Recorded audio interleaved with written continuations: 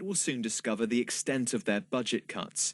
They've long feared it could be as much as £800 million, with a further cut of £180 million on top because of more cash being given to forces outside London.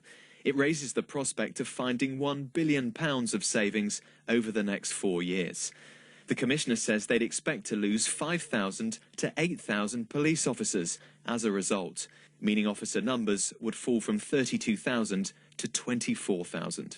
It is an unfair approach to police funding. It does not recognise the rising population, the difficulties of policing our capital city, and it is something that disadvantages London, and we completely reject the approach that they've taken.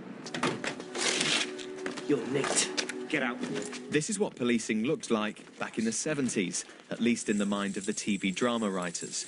But Sir Bernard claims in real life the Met's resources could be stripped back to levels not seen for 40 years. But those calling for reform of the police are not impressed by this warning. I'm not sure that Londoners should feel less safe.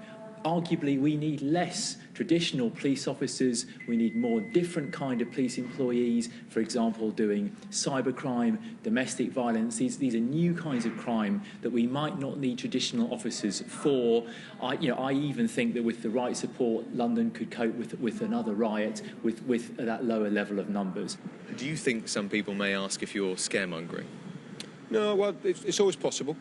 But I think I can show that over the last 4 years, where we've already saved £600 million, I've never complained. We just got on with it. We're the only force in the country, the Met, to save 15% of the grant, which in our case it was £600 million, and maintain 32,000 police.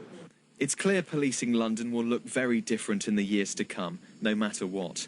But will the Commissioner's bleak warning today make the government think again over cuts to the police? So, Nick, what has the government said about this?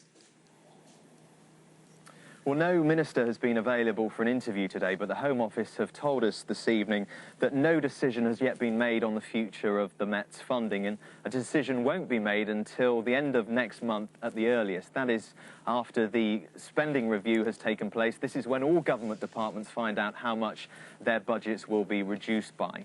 As to this question of police numbers, the Home Office told us that what matters is how officers are deployed, not how many of them there are in total.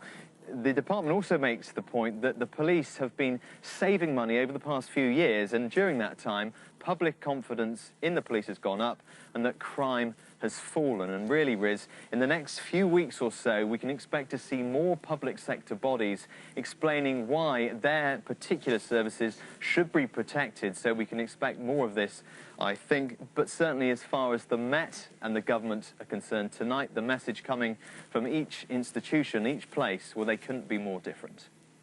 Nick, thanks very much. Nick Beake in Edmonton. We all know it's coming. The question has been when. Well, it looks